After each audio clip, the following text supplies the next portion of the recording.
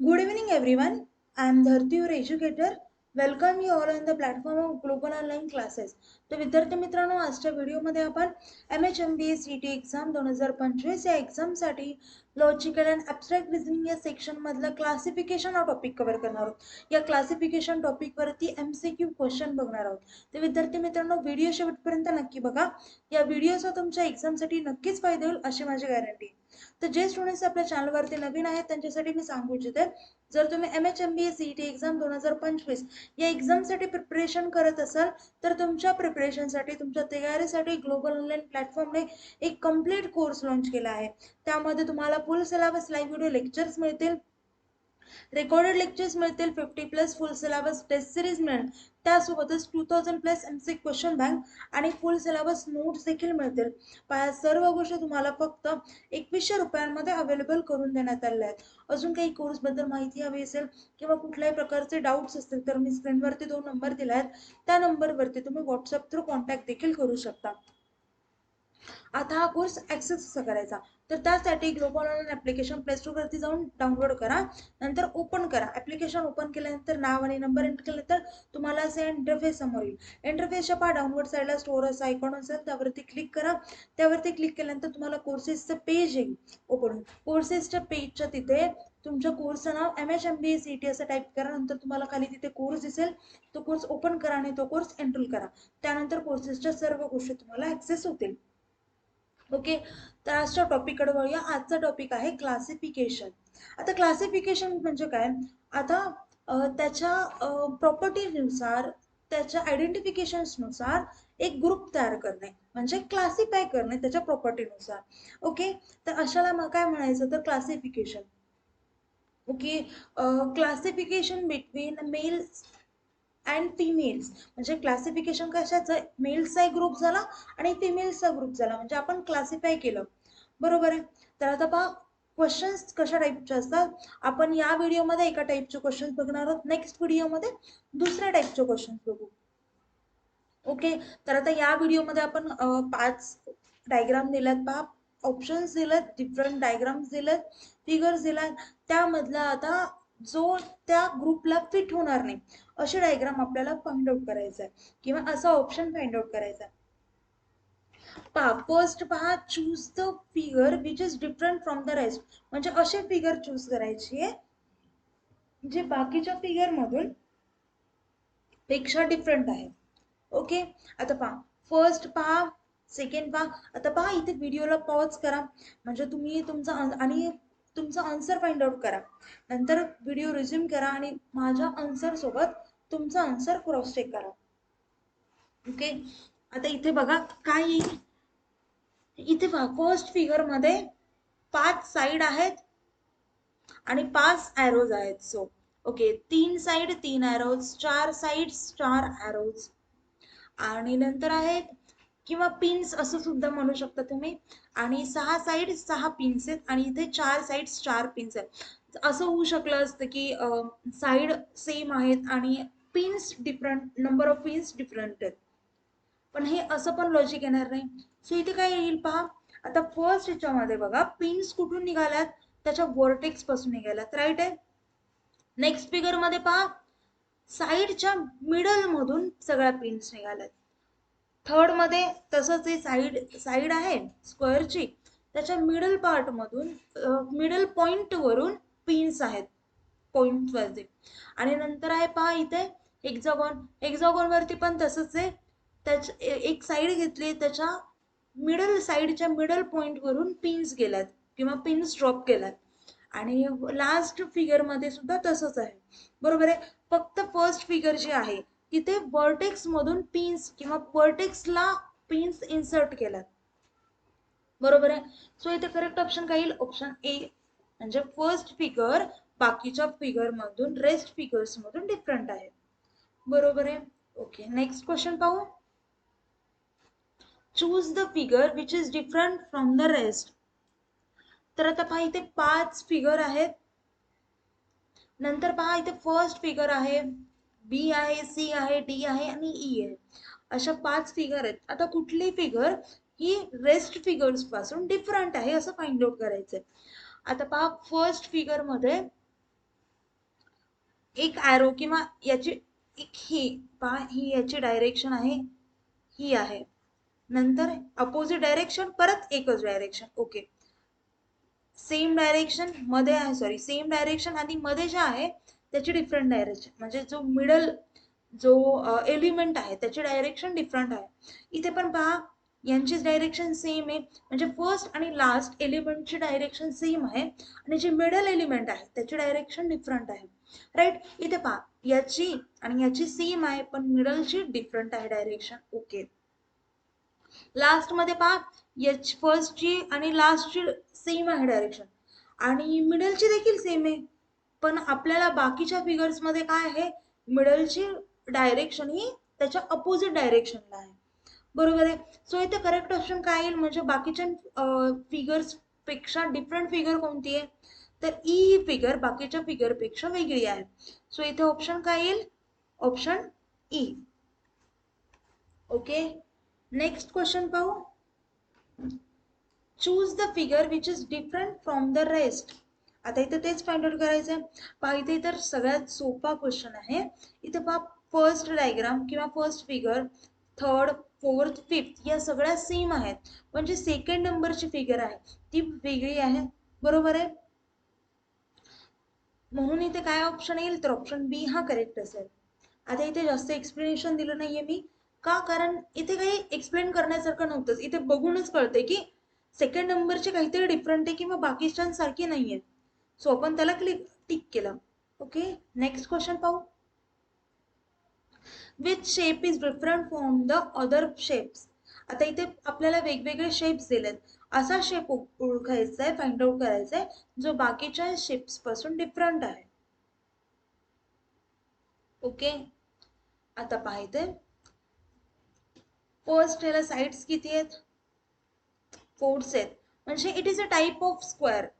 Okay, next मध्ये four, ह्या पण स्क्वेअरचाच टाइप येते. याला किती साइड्स आहेत, याला पण फोर आहेत, याला फोर आहेत, याला सॉरी याला फोर आहेत आणि याला सिक्स आहेत. आता असं लॉजिक तुम्ही वापरू शकता.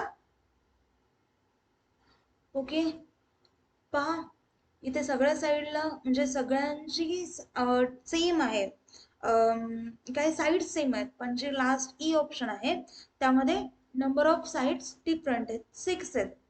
सो इथे करेक्ट ऑप्शन काय येईल, option last, option E, shape E is different from the other shapes. Okay, next question हो. Which of the following shapes is different from other shapes? आता बाकीच्या शेप्स पासून कुठला शेप हा डिफरंट आहे असं विचारलंय. फर्स्ट पहा, सेकंड फिगर पहा, थर्ड पहा, फोर्थ पहा, फिफ्थ पहा. काही डिफरन्स दिसतोय का? पहा इथे फर्स्ट मध्ये पहा, ही आहे सिमेट्रिकल फिगर आहे. आता सिमेट्रिकल चा तुम्हाला अर्थ माहितीये का? सिमेट्रिकल म्हणजे काय, एखादी गोष्ट आहे, एखादी वस्तू आहे, एखादी किंवा शेप आहे, एखादी फिगर आहे जी दोन इक्वल पार्ट मध्ये जर डिवाइड होत असेल तर त्याला, सॉरी एक्झॅक्ट इक्वल पार्ट मध्ये नाही, चला आपण दोन इक्वल पार्ट मध्ये जर डिवाइड होत असेल तर त्याला म्हणायचं सिमेट्रिकल. ओके, ओके, आणि जी ही मधली लाईन असते जी दोन इक्वल पार्ट मध्ये डिवाइड करते त्याला म्हणायचं सिमेट्रिकल लाईन.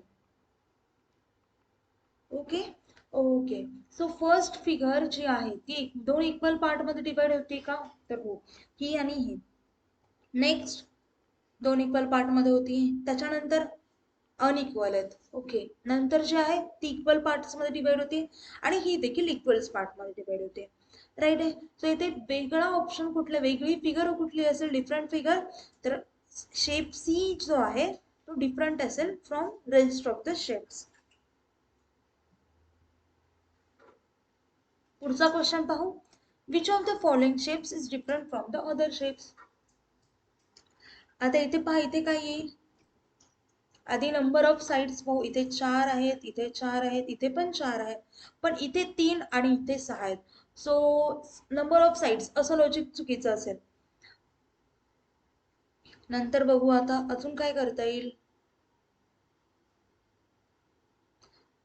ओके, आता इथे पहा, आता पहा,